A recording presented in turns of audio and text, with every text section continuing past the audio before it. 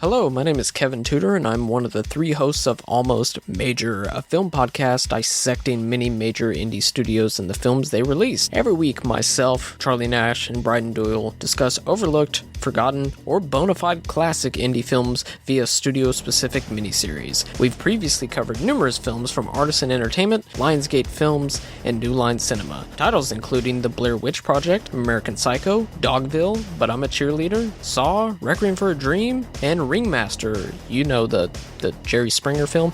Anyways, we have a fun time every week and we hope you will join us. Subscribe to Almost Major wherever you get your podcasts. Now proudly a part of the Someone's Favorite Productions podcast network. Hello, this is Chris Haskell from They Live by Film. For those that don't know us, Adam, Zach, and I, we built a podcast over the last 2 years that's a combination of film discussion from three very different perspectives, as well as industry interviews with the leaders in boutique Blu-ray and 4K community. We started with Dev Crocodile, but over time we've been lucky enough to speak with Arrow Video, Severin, Mondo Macabro, Vinegar Syndrome, Radiance, Indicator, most of the OCN partner labels. It's been a blast. You can find us wherever you podcast, and also actually recently as part of Someone's Favorite Production podcast network. We hope to see you online. Have you ever wanted to dive deeper into the horror movies you love? Beyond the Blood is a horror podcast for fans who want more than just surface level screams. We do deep dives into the movies that shaped us, digging into director commentaries, behind the scenes stories, deleted scenes, and the special features that most people skip. Each episode is a love letter to the genre. We break down how these films were made, the creative risks that paid off or didn't, and the lasting impact they've had on the genre as a whole. From 70s slashers to modern nightmares, we celebrate the craft, chaos, and characters that keep us coming back. If you're the kind of fan who rewatches movies with the commentary on, or you simply grew up in the video store horror aisle, the Beyond the Blood podcast was made for you. New episodes every single week. Subscribe, and let's dig deep. Welcome to the Beyond the Blood podcast.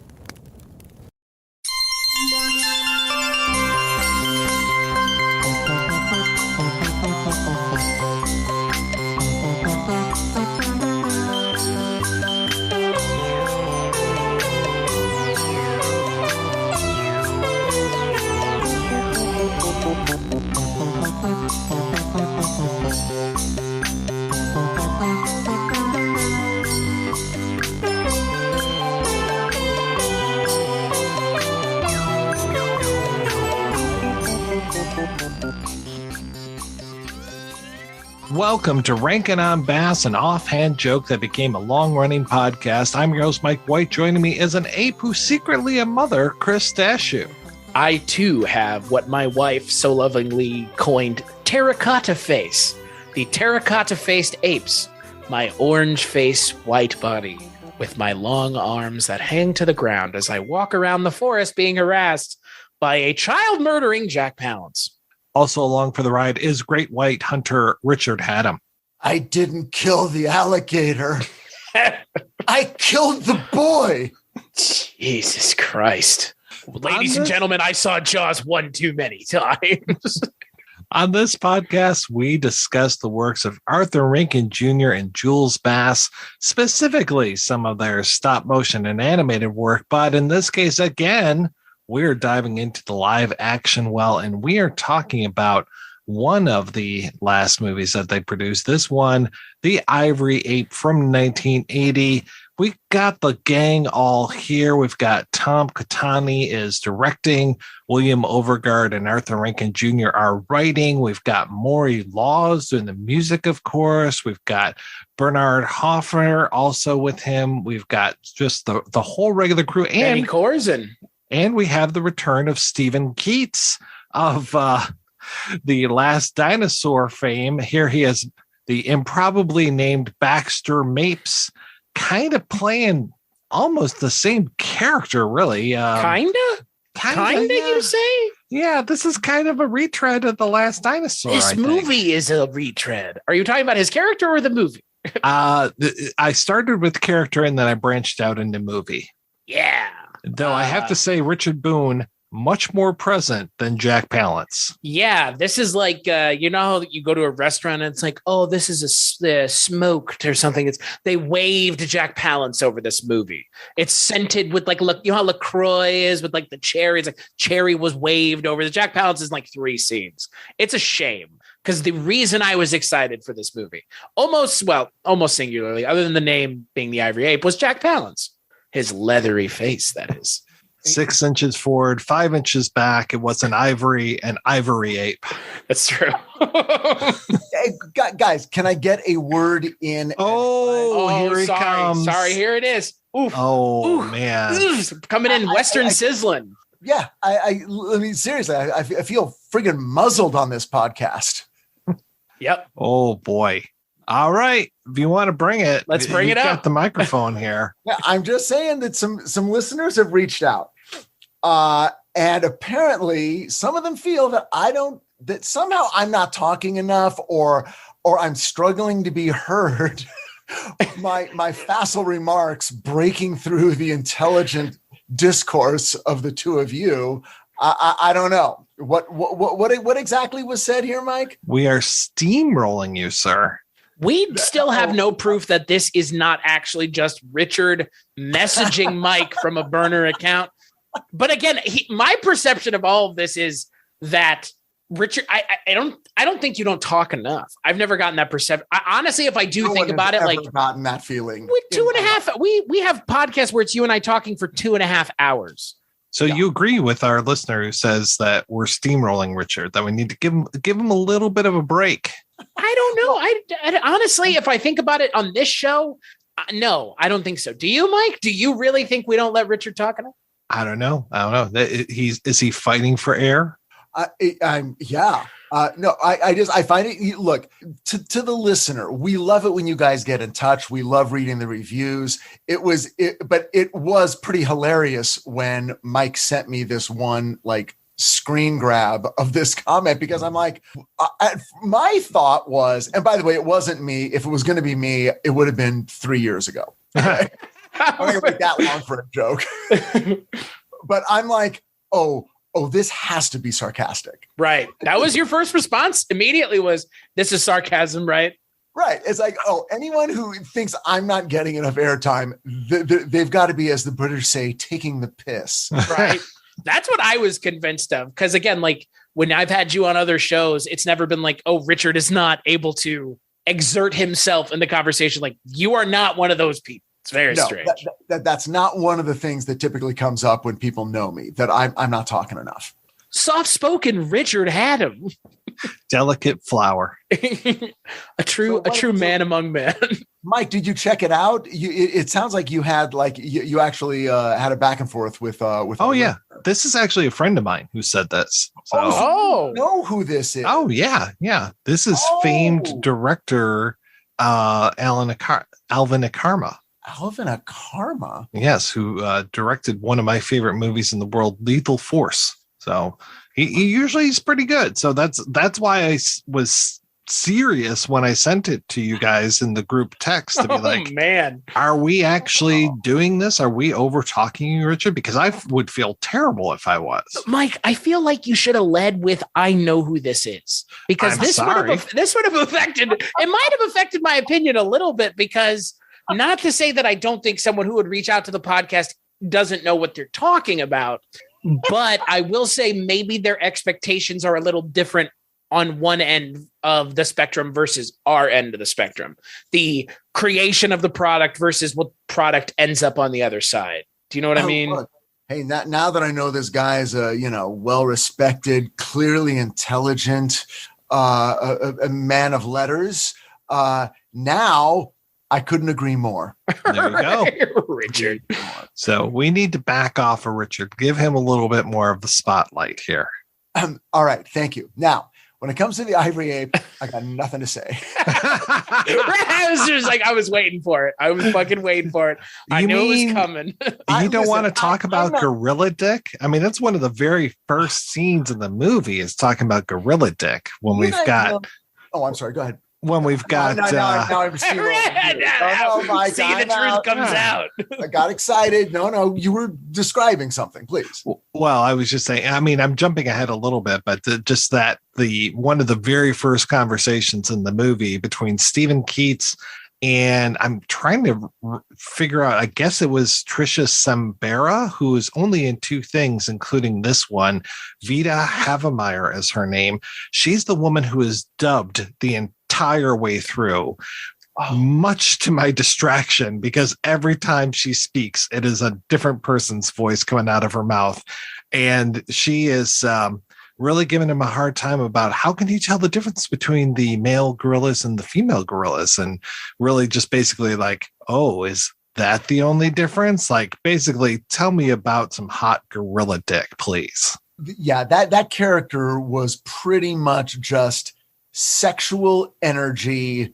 That's it. But what's hilarious is that this whole movie then hinges on gorilla dick. Like, in the very end of it, we learn, spoilers, we learn that the Ivory Ape is actually a female ape. It was there the whole time from the very first conversation. A female ape protecting her young. What a surprise. Yeah.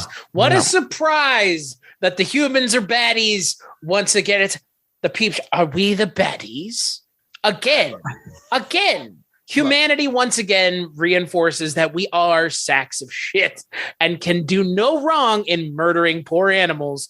I mean, yeah, they kill people, but hey, nature does what nature does. Nature's metal is fuck.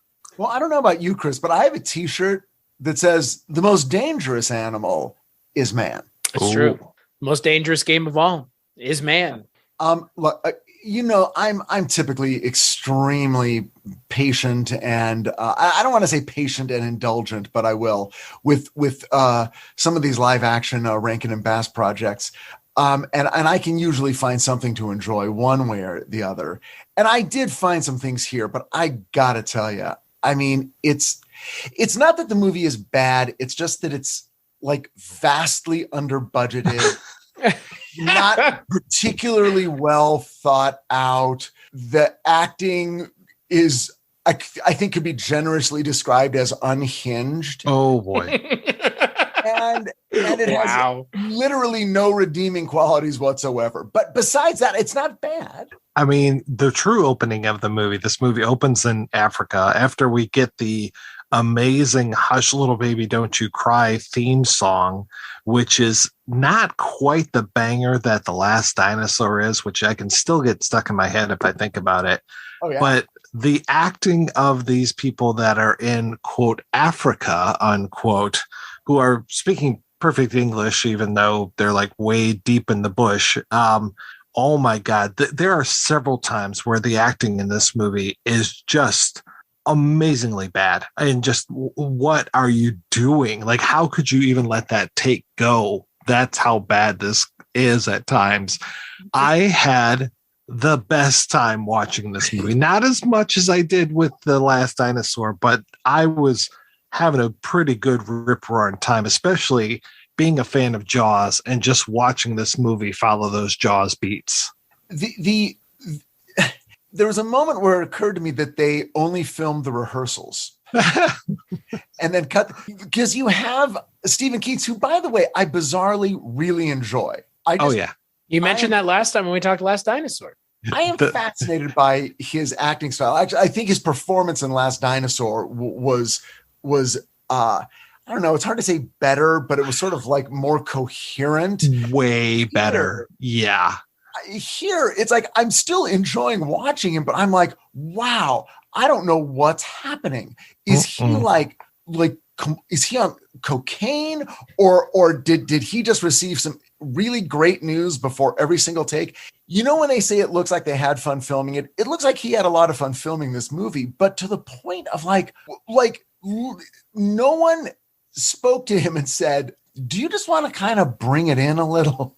You know, you're like bouncing off the walls. He and one of the characters, I think it was the one you were just talking about, the woman whose voice was dubbed. Vita. Yeah. Yeah. as they're walking away, you could hear him going, we're strolling, as they're walking away from the camera. And I'm like, what is happening? Did you know he was being filmed? Right. No. Oh, like you boy. said, they only filmed the rehearsals. I don't know. It was, I mean, you know, and that was what was so odd about it. It's like the tone just kind of went from boring to ludicrous and back again. Well, it doesn't help, too, that we are cross-cutting between at least 3 different stories throughout most of this movie, because we've got the Stephen Keats and the other lady, the Tricia Sambera. We've got that storyline going on. We've got Cindy Pickett as Lil Tyler, sorry, not Liv Tyler. That's a totally different person. But and it took me almost the entire length of the movie to realize that she is the ex-wife or soon-to-be ex-wife of Baxter Mapes. Yeah, sure. And she's this hardcore ecologist, and she's kind of relaying information from Africa, I suppose, to Mapes about this white ape that has been captured. And then there's the guy who doesn't necessarily capture the ape, but he picks up the ape, another great name, Aubrey Range, played by Derek Partridge, and he entertains the natives with, what's that? Frosty the Snowman, the Rankin Bass stop motion version of Frosty the Snowman. I was so happy about that before he takes the leader of the natives behind a car and just shoots the guy dead.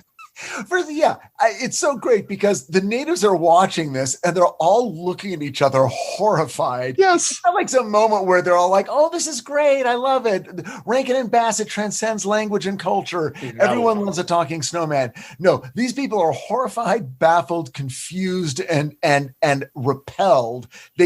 One person even just like sort of swipes their hand in the air like, ugh, enough, and gets up and walks away. And I believe, was that the guy who then was summarily murdered? Yeah. Well, I mean, hey. He didn't like Frosty. So not a fan. Not a Frosty fan. This is without a doubt, I think, for me, the worst thing we have watched this entire show. Agreed. It is the worst quality. That's for sure. It's one of the worst quality things I've ever seen for any podcast I've ever been on. You didn't like the Dutch subtitles on this VHS tape? Dutch burned in subtitles from a VHS tape found in a gutter somewhere because it looks like either a Peter Hyams film or a VHS copy of a movie taped off of someone's TV in the fucking... I don't even know where or how this exists. I would love to know how this version, this copy we watched exists, because you can't find it anywhere other than pretty much YouTube. I know Criterion has not put this out yet, which I don't understand. Or even, I mean, to not joke around, even just the Warner Archives, because that's how you get a lot of these now. That's how we got Bermuda Depths, right? Via that. And I think, well, Bushido Blade had a pretty good release. You can find that one pretty easily. But then Last Dinosaur, I think, is another burn on demand or whatever they call it. So, but this one, no, can't get anywhere near this other than that weird YouTube copy that was ripped off of the Dutch VHS. And look, that doesn't help my ability to enjoy this movie. It actually hinders it. But I think to your point already, Mike, it really is a woefully derivative product of things much better. I mean, from King Kong to Jaws, to all kinds of things in between. This is just bizarre and pedantic in a lot of ways. It just feels honestly, it feels like in a lot of ways, the movie feels like a waste of time. Well, so you had, you've got the Jack Palance story, which is the guy who was a hunter who has experienced a tragedy and will never hunt again. A tragedy is a fucking mild way of putting it. Oh my God. Friend. Oh, a tragedy, Richard? A tragedy? Okay, he tells a story about how, he's a hunter. He and his wife have a child, a young son who's 8 years old. He's with them on safari, during the night he hears noises, goes out of the tent, and literally sees an alligator with his son in its mouth, swimming out to sea. And so he raises his gun to, I guess the idea is, of course, to kill the alligator, and maybe that's what you assume. But but whether he intended this or not, he hits his son. And I think he killed his son to put him out of his misery. It's like a very what is it? Like From Dusk Till Dawn, like kill me, like, zombie thing. I think he killed it. I read the scene as he killed his son to prevent his suffering. That's how I read it too, but I wasn't sure if I was reading it right. So Jack Palance delivers. To say it's an overwrought performance is a massive understatement. Whoa. 1 hour and 8 minutes in, if you're looking to jump to this scene, which may be one of the few redeeming scenes in this film, 1 hour, 8 minutes in. How do I know that? Because Mike sent that to us, and I was like, "Some bad's happening here." And then, when he was telling that story, I was like, "Oh no!" I just kept waiting. I'm like, I wonder what horrible, surprising, offensive, hilarious. Well, we found out it was kind of all of those things rolled into one. Mm-hmm. The great part, though, is the line, as soon as he walks off screen, the next line that is spoken is so perfect because it's the guy listening says to the other guy listening, "That's the worst thing I've ever heard." Ladies and gentlemen, the audience, stand it. And Stephen Keats is like, yeah.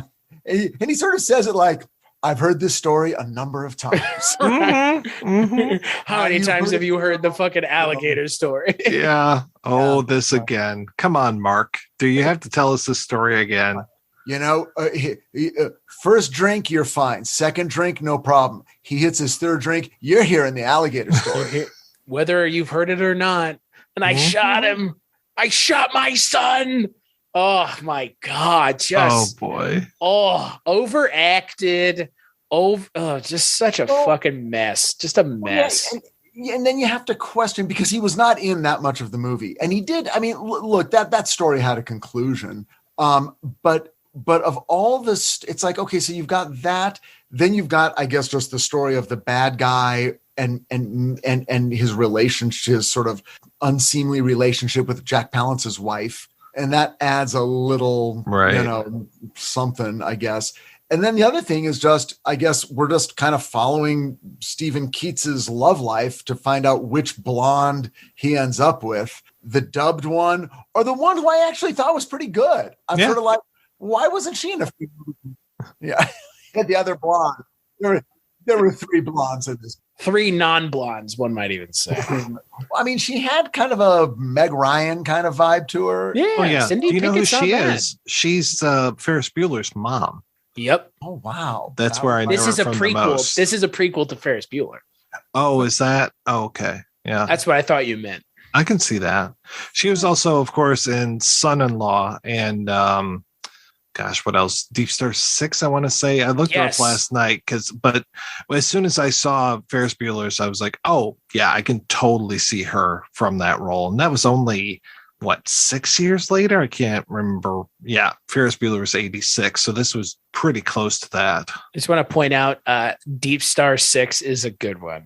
Oh boy, that movie. Have you seen it? You must have seen that movie. Oh, I go through phases where I watch all of the underwater exploitation films that were coming out in the 80s. So like that one, Leviathan. Never seen that one. The Deep. Never seen that one. Oh boy. Yeah, there was a whole string of them. And for whatever reason, I saw a bunch of them in the theater, which is funny because the Ivory Ape really fits into the previous subgenre, which was like the ape exploitation films, where you've got, Robot Monster and King Kong versus the Mecha Kong or whatever the hell we watched, remember? Or Bela Lugosi meets the Brooklyn Gorilla, or just all of these movies that have these ape costumes in here. And then, because this is, ladies and gentlemen, we've seen pretty good ape costumes by this time. Rick Baker is around, but you get this ape costume, and this is right out of like Tanya's Island. I mean, just that the mouth never moves ever. It is hilarious because this ape is supposed to be very emotive at times. And it emotes with its nose, moves. Mike. It emotes with its nose. It goes, it's just like my wife mentioned terracotta face because its face looks fucking strange. It's like its face is made out of like Play-Doh because it just like looks lumpy and it's like I don't know how you light it well. Yeah, again, our VHS copy may not be helping, but the lighting on the ape's face when they do the unnecessary close-ups, like my God. And that's the thing. They are giving it close-ups like crazy. They're like, hey, come look at how good this is. It's like, no, this is not good. Shoot that from over there. Shoot it in the head and put it in a shallow grave. Oh, please. God. Yeah. Do not get close to this thing. For those of you who may not have seen the movie, you picture a circus peanut that's been on the floor and picked up a lot of lint and now give it arms and legs. Right. Yeah. It's orange. It's fucking strange looking. How do you fuck up a monkey? Like, that's the question I've got here. Not how do you fuck a monkey? I don't have that fucking question. How do you fuck up a monkey costume? Is that not like the most off the rack costumes one could get? Well, that's the thing is almost all of them, you can see the eyes, but there's no facial movement. It's just a static face. And this is the exact same one. Right. But yet they show close-ups of it. It's like they would never show close-ups. None of these other movies are showing close-ups of the static-mouthed ape. Right. But also, this movie cost $1. Exactly. Right. I mean, honestly, Chris, this almost looks like they took the ape costume from King Kong versus Godzilla and just dyed it white. Yeah. Also, a great band named Richard Hatem and the Static Mouthed Apes. I'd go to that show. I would watch the shit out of that. The Static Mouthed Apes. I love, Mike, I was looking through some old culture casts over the vacation I just took. And then I remembered Kong Skull Island came out in 2017.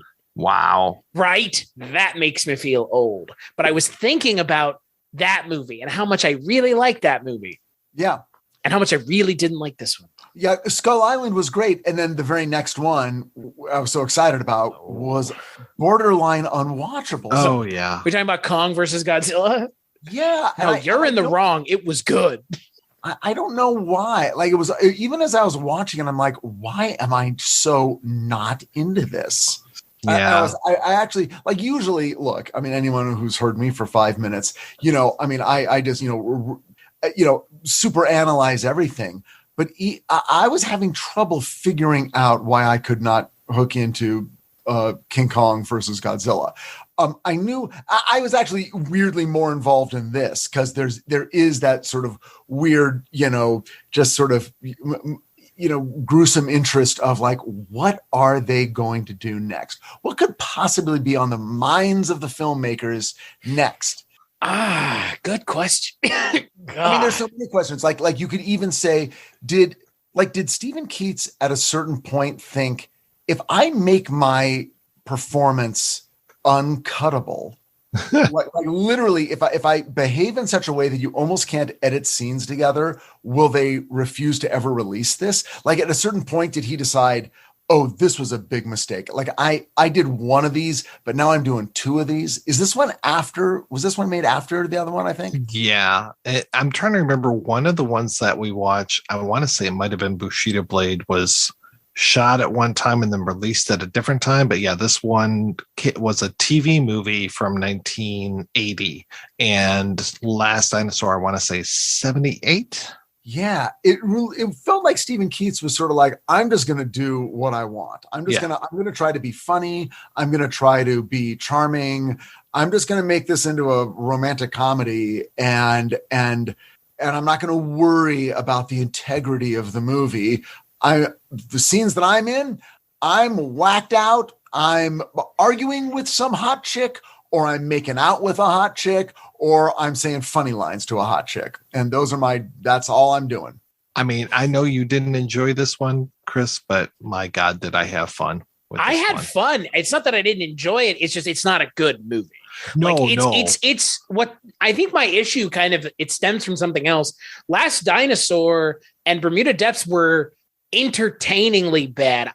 This one verged not. And again, I think there's obviously some just kind of presentation issues that go along with that, which I think really hurts this movie. But again, that's why we talk about so much about making sure that things do get fucking released and things are available, because YouTube is not a good, I mean, here's the problem. I couldn't even suggest someone watch this because the quality copy is so bad. Right. Like Even if we had loved it. Right. Even if this was the best movie I'd ever seen, if the only option is watching it on YouTube with a Dutch burned in copy, like that's just a problem. But outside of that, I guess I wonder, when you talk about this kind of trio of live action movies, and I'm leaving Bushido Blade out, but Bermuda Depths, Last Dinosaur, and this, I think we would all agree are tonally consistent in a lot of ways. And they're talking about the same things. And they're almost, especially with this and Last Dinosaur, very similar movies. I just wonder what was their thinking, like in the end of the 70s, going into the 80s, because the movie comes out in 80. Is there a push for this? Is this popular? Was this the weakest of the three, and that's why it came out the latest? Because that's what it feels like.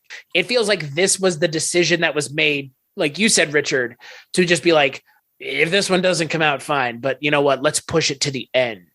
Yeah, I think it was a deal where, like, if you could line up Richard Boone or Anthony Perkins, like the Sins of Dorian Gray, Right, or Jack Palance for this one, if you could get just a name to show up and do a few days, and then you could get a theatrical release overseas for sure.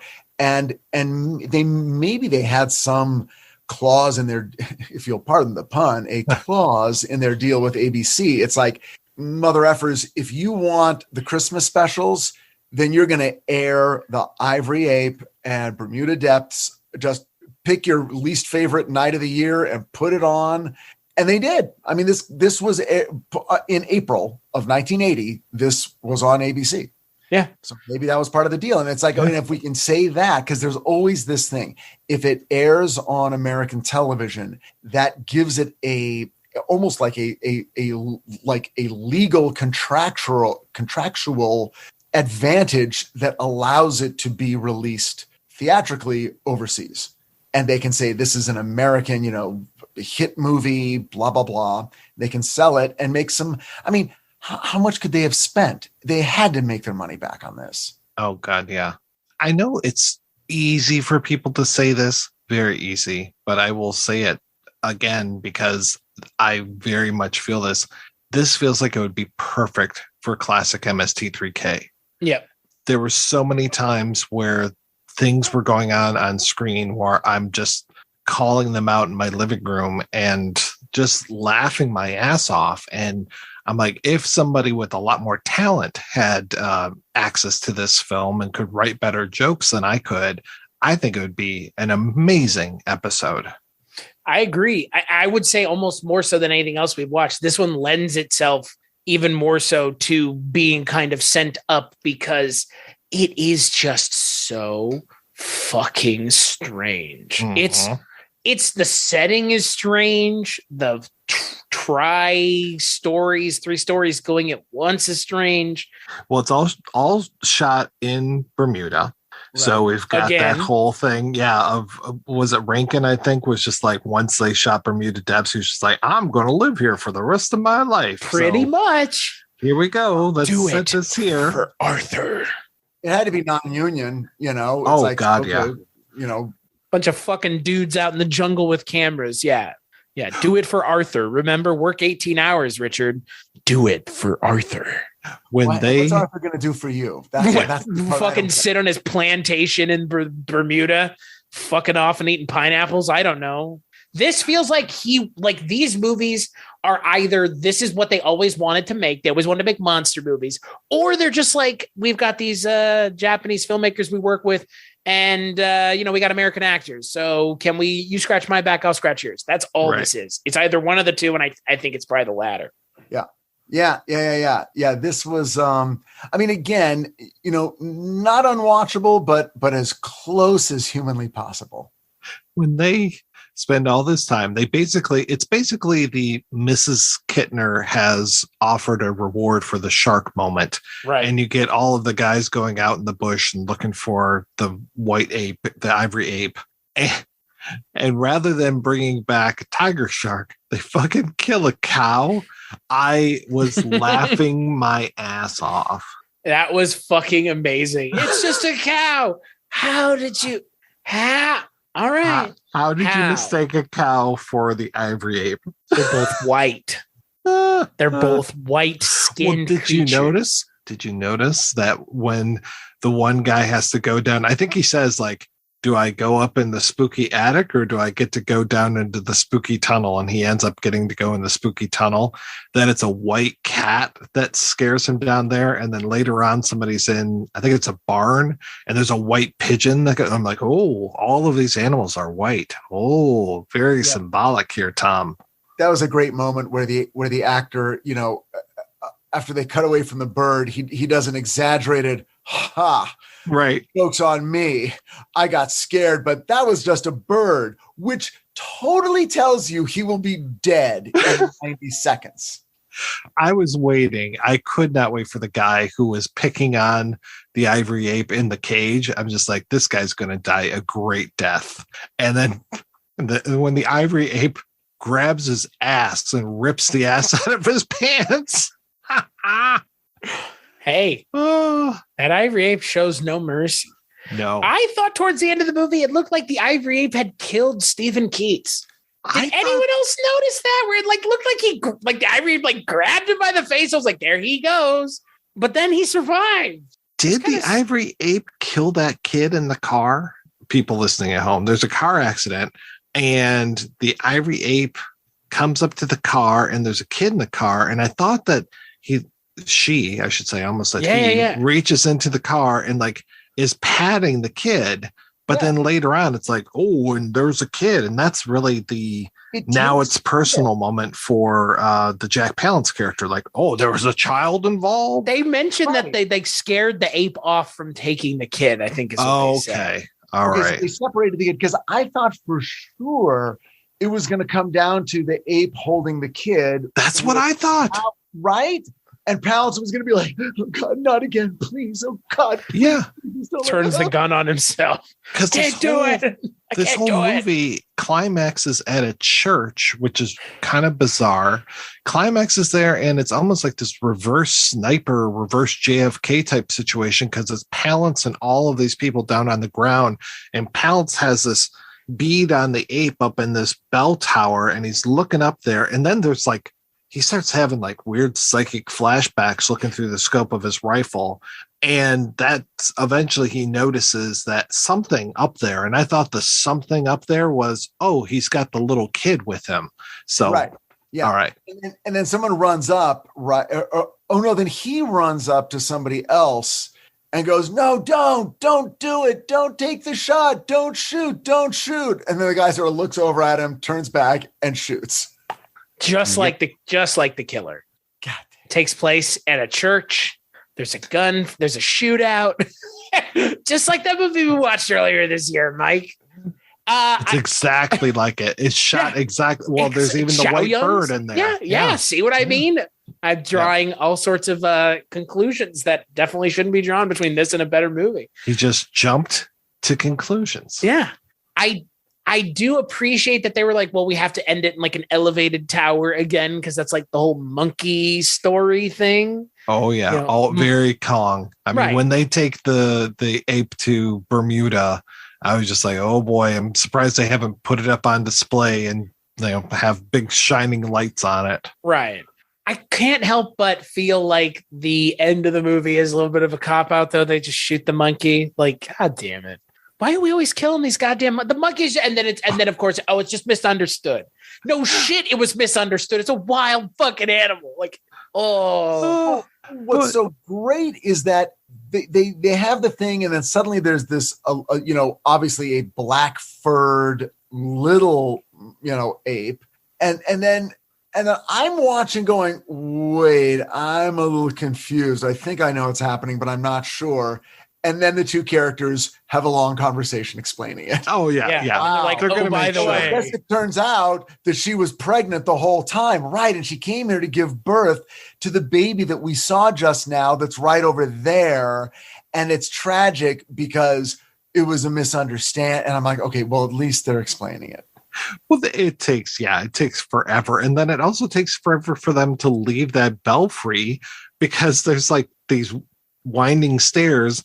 And first you get to see Cindy Pickett go down the stairs and she stops and looks because the ape is there in the foreground and she's in the midground. And then Stephen Keats does the same thing and he stops and then he has to have like his last lines kind of thing. And then he goes down.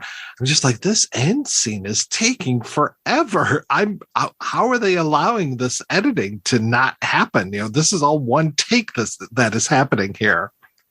And correct me if I'm wrong, do we get anything tied up with Jack Palance's character? Is he just fucks right off? He tells them, I didn't order the shot. And I think that's his redemption, is that he gets to tell them, I didn't order the shot. And then they walk off with the little gorilla baby like they're going to adopt it or something. Yeah, Jack Palance's final line was, I told Arthur he had me for 2 days. Exactly. See ya. And this is our gay love child.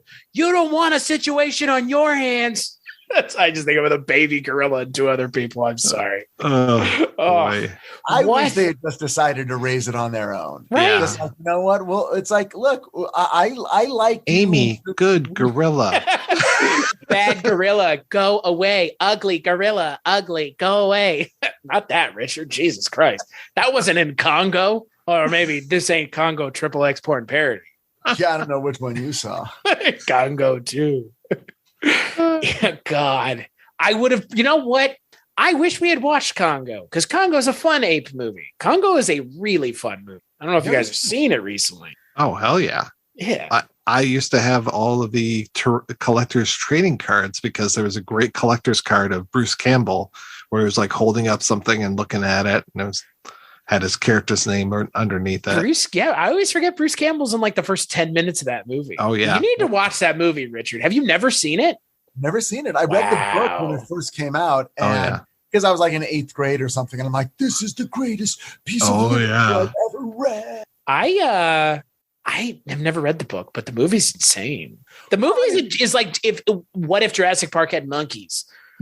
Like dumb monkey shit. Like it's just monkeys getting lasered in half, monkeys talking. Like, and then it's strange too because Crichton then went in like one of his last movies or books was Next, which was another monkey living with people type of thing. Yeah, it was like monkey DNA or something. Right. Dino DNA. A dinosaur. I'm like, hey, and Westworld's coming back today. Your favorite show, Mike. That's Michael Crichton all the way. Yeah. I will tell you, I do like monkey movies a lot, you know, Congo, King Kong and everything. I appreciate what they were going for with this movie, but the Ivory Ape is not a ape of note. Noteworthy apes, it is not. I guess we would have to say skip this one. It's hard to find it. That's the problem. Like that's just the trouble skipping this one. It would be actually very, very difficult and time consuming to not skip it. If you can watch The Last Dinosaur instead, then do it. But if your only available movie is this, definitely, for me, it's a definite watch because I had so much fun. Though I do have in my notes at one point, this movie is fucking boring. But for the most part... What the fuck? That's like, there's a boring movie, actually. It's like, you know, I'm going to go check the spooky house or I'm going to go check the spooky tunnel. Around that point, my notes are, this movie is boring as shit. And then the next note is a cow? ? The cow thing was great. I'm telling you, these 90-minute movies are the longest movies of all time. Oh, yeah. Yeah. Because any movie that is 90 minutes long is 90 minutes long because something didn't go right. And so much had to be cut out that was just like literally unwatchable, that it becomes very difficult to structure and pace a movie that actually clips along at 90 minutes. So at 90 minutes, yeah, this felt like half my adult life. Well, and again, like I was mentioning, it's just disjointed. It just feels narratively disjointed, which that's what happens when, I don't know. I don't want to say the people who are working on this don't know what they're doing, but I think they're better suited for other things. Because the other Rankin and Bass stuff we've watched, for the most part, has been pretty good. This is one of, honestly, what's funny, Richard, and you kind of, this is the first time you haven't brought it up in a long time, where you're like, hey, I'm sick and tired of this fucking show. I want it to end. I think we could agree, for the most part, most of the things we've watched for this show have been pretty good. We haven't watched like Drek for the most part. I think we've watched more or less quality entertainment from Rankin and Bass. Well, I mean, we're coming at it from a certain angle of like, wait, what is this stuff? Well, this stuff for sure. Yeah, I mean, it's not like I mean, that's the thing with all of your options today. It would be hard to say skip a lot of other movies and watch, the Bermuda Depths or something. I mean, again, unless you just got some weird obsession with cheap 70s movies starring, Burl Ives or, whoever. But even from that point of view, it's like, oh, okay, there are things to recommend these movies. And clearly there was, somebody was excited about doing them. They're not crass. It's not, and they're not exploitative. It's not like, oh, they made a movie it was just all topless women. Okay, asshole. Clearly you were, going for the drive-in crowd and you were being exploitative and trying to make a buck. It was like, no, they were trying to do something. They were trying. Right. And again, that's, for me, that's kind of, I don't know what the hell they were going for. I think they were trying to make an ape-sploitation movie, like you said, Mike. I mean, there's lots of things that this is very similar to. Success is kind of in the eye of the beholder. So, more Jack Palance is what I would have preferred. Just waxing poetically about having to murder. We have come so far from Rankin and Bass, and now we're talking about child murder.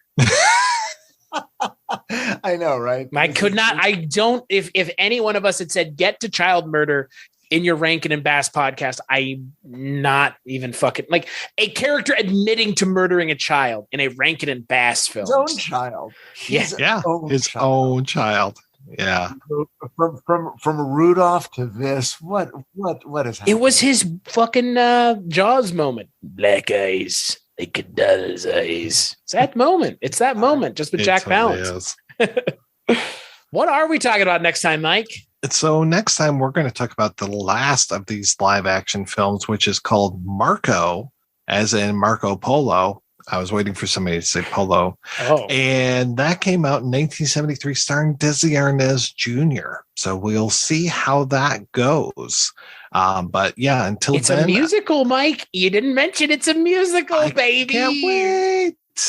You think the music's going to be good or garbage? You think it's actually going to be good?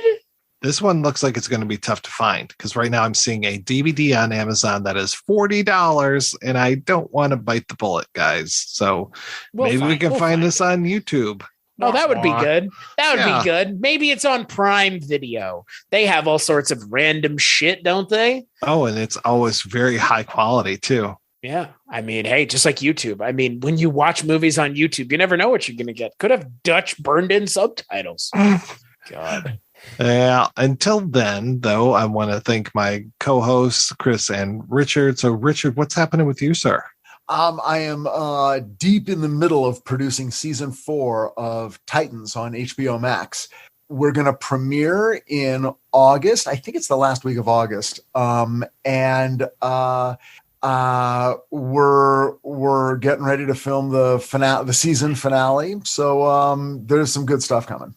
Cool. And Chris, what's happening at the Culture Cast and with the rest of your shows? Over the Culture Cast, talking about Rutger Hauer movies. So that's a thing. If you're into that, cool. If not, I don't know, go somewhere else. Go to Mike's show, The Projection Booth. That's a better show anyways. Let's just keep the candor open and honest, folks.